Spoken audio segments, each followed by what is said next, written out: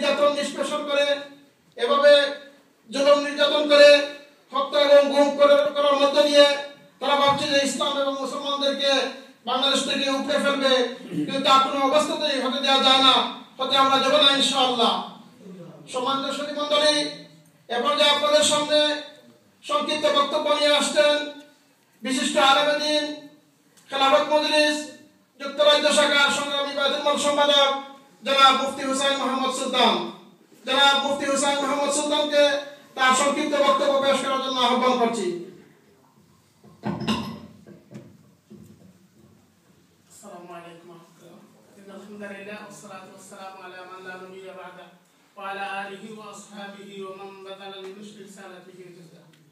Khelafat Majlis London মহানগরী কর্তৃক আয়োজিত আজকের এই জনসভার সম্মানিত সভাপতি, মঞ্চে উপবিষ্ট খেলাফত মজলিস এবং 18 দলীয় জোটের নেতৃবৃন্দ,